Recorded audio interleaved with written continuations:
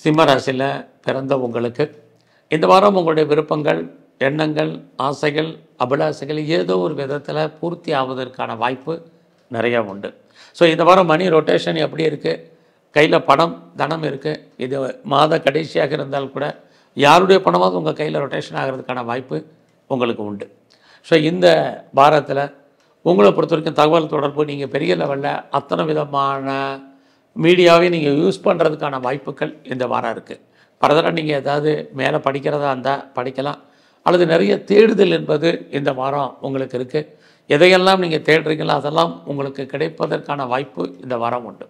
இந்த வாரத்தில் உங்களுடைய முயற்சிகள் பெரிய லெவலில் சக்ஸஸ்ஃபுல்லாகும். யாரை நம்பி இருக்கீங்களோ அவங்க உங்களுக்கு ஏதோ ஒரு விதத்தில் ஃபேவரபுளாக இருப்பாங்க, அல்லது உண்மையாக இருப்பதற்கான வாய்ப்புகள் உண்டு. உறவுகளால் மகிழ்ச்சி, சந்தோஷம் இருக்குது. குறிப்பாக இளைய சகோதர சகோதரிகளால் நன்மை உண்டு.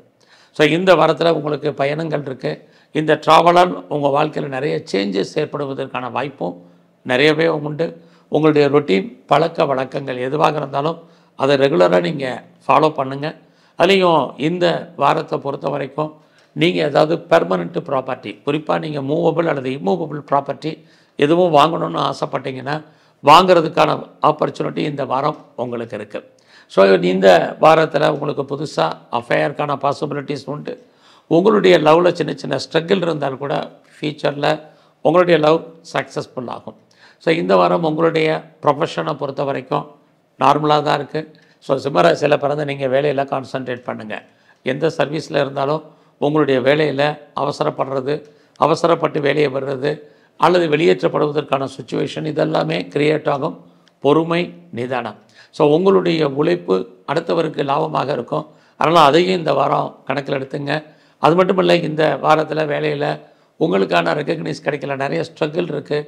அதனால் வேலையை பொறுமையாக ரசித்து பண்ணுங்கள், இது ரொம்ப முக்கியம். ஸோ இந்த வாரத்தில் உங்களுடைய ஹெல்த் கண்டிஷன் ரொம்ப ரொம்ப முக்கியம்.